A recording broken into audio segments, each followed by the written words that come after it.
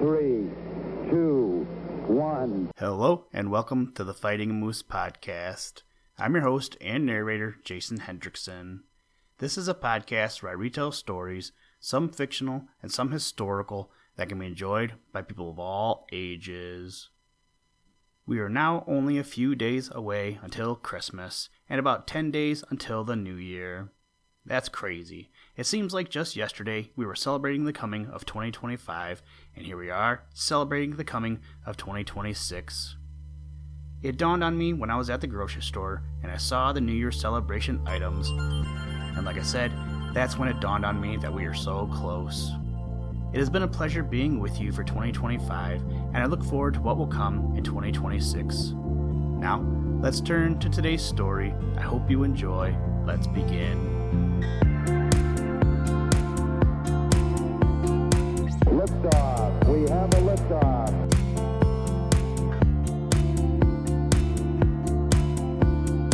We choose to go to the moon in this decade and do the other things, not because they are easy, but because they are hard.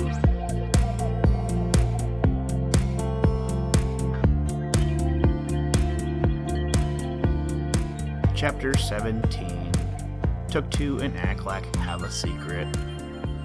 It was while Tuk-Tu was watching Aklak training a young deer to the sled, the great idea came to her. It just happened that the young deer was none other than Little Spot. And because he wanted to be a sled deer, and because he was very proud over having been chosen, Little Spot was making no trouble at all. He was not yet old enough to be a real sled deer, and Aklak had started to train him just for fun. He was looking forward to the day when Little Spot should be fully grown. He wanted to see if he would be a better sled deer for having begun his training early. "Aklak," cried Tuk-Tu, "I know you don't really believe that I saw the Good Spirit, but you know that the deer visit the Valley of the Good Spirit every year, and you know that every year some are chosen and do not return with the herd, but are found the next year." Aklak nodded. "Yes," said he, "I know that." "Then listen to me, Aklak," said Tuk-Tu. "Those deer are chosen because they are the finest in all the great herd. They are chosen to be the sled deer of the Good Spirit when he makes his great journey to carry the message of love and happiness to the children of the great world. Why couldn't we train those deer for the Good Spirit, that he may not have to do it himself?" Boy-like, Aklak laughed. "How," he demanded, "can we train the deer when we do not know which deer the Good Spirit will choose? You say that this year he has chosen one from our own herd, but it is the first time it has happened, even if it be true. The other deer were chosen from other herds, so how can we know what deer the Good Spirit may choose?" "We cannot know," replied Tuk-Tu. "That is, we cannot know for a certainty. But we can do this, Aklak.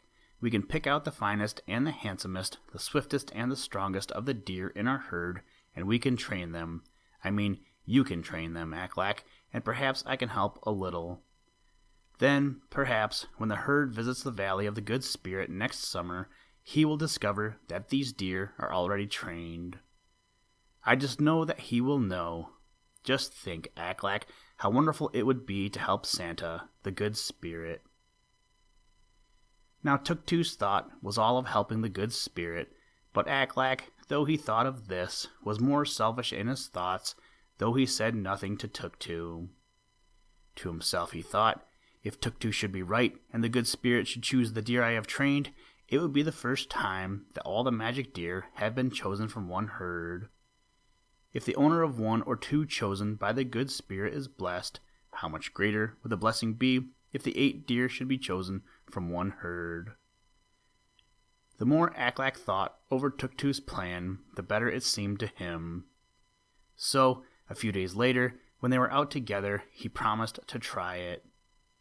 "But we must keep the secret," said he. "No one must know what we are doing, for the herders would laugh at us and make fun of us. They will see me training the deer, but they will not suspect they are being trained for a special purpose. Let us go out now and pick out those to be trained." Now, Aklak was a splendid judge of deer. He knew all the fine points, for he had been well taught by his father. So it was that often when Tuk-Tuk would point out what seemed to her a particularly fine animal, Aklak would shake his head and point out to her that it was not as fine as it seemed. There would be some little blemish. Now and then he would find a deer that suited him. Sometimes the deer would be wild and difficult to approach, then Tuk-Tuk would help. Sometimes the deer would struggle after it had been roped, and every time the Aklak came near, would strike with its forefoot as only a reindeer can. Then Tuk-Tuk would pet it and soothe it until in a few days it would be gentle and easy to handle. At first, Aklak would look only among his father's deer. He wanted those 8 deer to be from his father's herd, and so he would not look at some of the finest deer of the great herd which his father did not own, but of which he had charge. That was the selfishness in Aklak. But when Tuk-Tuk refused to have anything to do with these deer because there were finer ones in the great herd, he admitted after a while that she was right. He didn't want to admit it, but he was honest. He knew that Tuk-Tuk was right. He knew that the good spirit would not choose less than the best. All that winter, Aklak worked with his 8 deer. Every day, he drove one or another of them. The other herders began to take notice, and some of them became envious. But he was the son of Kutok, the chief herder, and there was nothing they could do about it. As for Kutok, he became very proud. Said I not that Aklak would one day become a great herder? He would demand, as he watched the boy driving a deer, as none of the other herders could drive it. And all that winter, Tuk-Tuk and Aklak kept their secret. Chapter 18, The Roundup. Spring came, and before the snow was gone, the fawns were born. It was a cold, cold world that those baby deer came into, but they did not seem to mind it. Those were busy days for Tuk-Tuk and Aklak, for they spent much time looking up the mother deer to see that their babies were properly taken care of. Now and then they would find a fawn that had lost its mother, and then would begin a search for the mother. Little by little, the snow disappeared, and the big herd began to move toward the sea. It was heading toward the summer range. Tuk-Tuk and Aklak looked forward eagerly to the summer visit to the coast. Aklak for the hunting and fishing, and Tuk-Tuk for the delight of watching the sea fowl and hunting for their eggs. Then there was the great roundup. That was always exciting.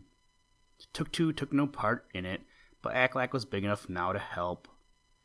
The roundup would occur soon after the herd reached the coast. Some of the herders had already gone ahead to prepare the great corral. This was simply a huge pen of brush and sticks with wings to it, so that as the grazing herd came on, it got between these wings without knowing it at first, and then kept on going until the whole herd was in the great pen called the corral.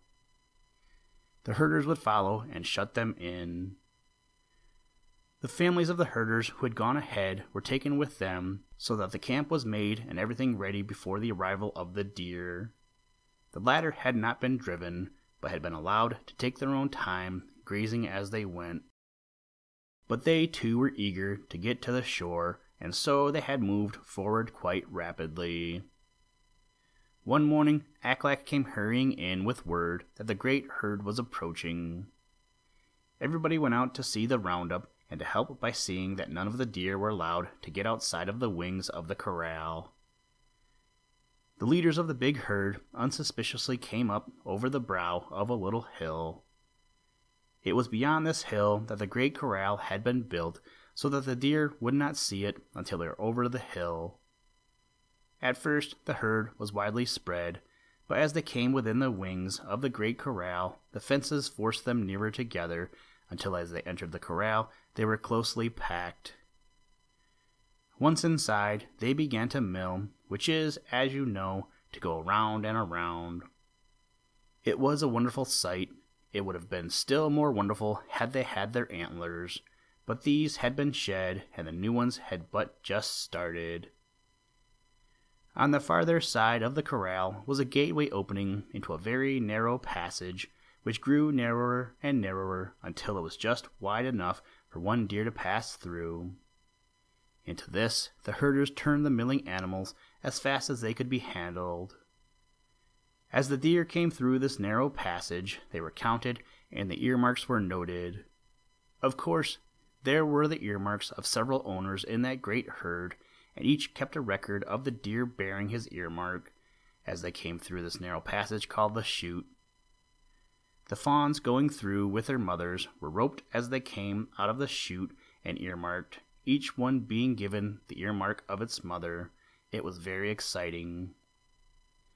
Now, could you have sat on the corral fence and seen that great herd of animals milling within the corral, I am sure you would have held tight to your seat.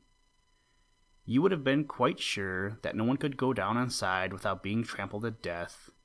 But the deer people are a gentle people.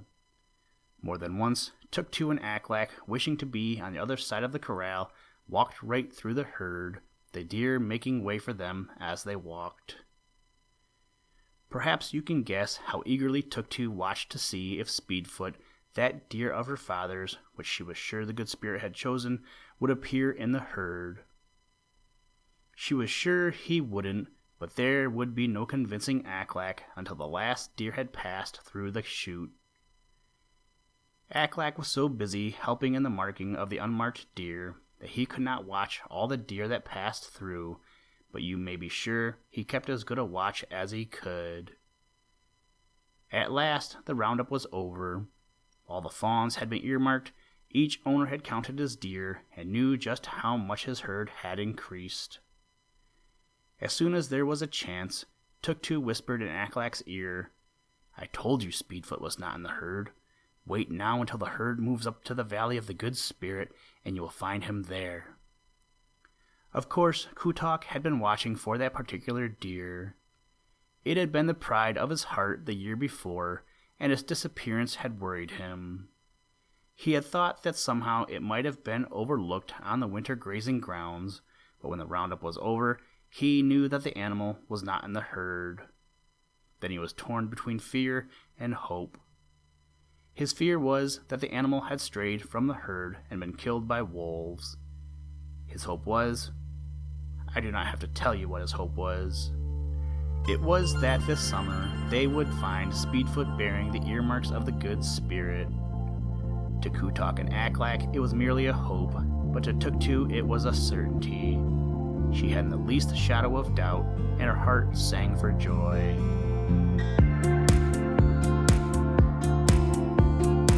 Listen, Tranquility Base here. The Eagle has landed.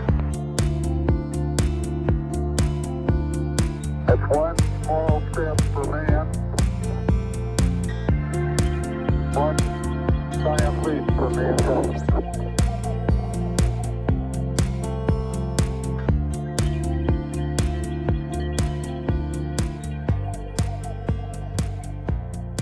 Thank you for listening to this episode of the Fighting Moose Podcast. Please join us next time as we read another exciting story. Today's music was provided by the artist Analog by Nature, and the audio clips were provided from NASA. For more information to download and or listen to audio or materials from all our recordings, or to contact us, please visit www.thefightingmoose.com, or you can follow the links in the show notes. If you enjoy the podcast, please leave us a review wherever you get your podcast or on iTunes, and tell a friend. Thank you for your patronage, and as always, try and do a random act of kindness every day. Mission complete, Houston. After serving the world for over 30 years, the Space Shuttle turned its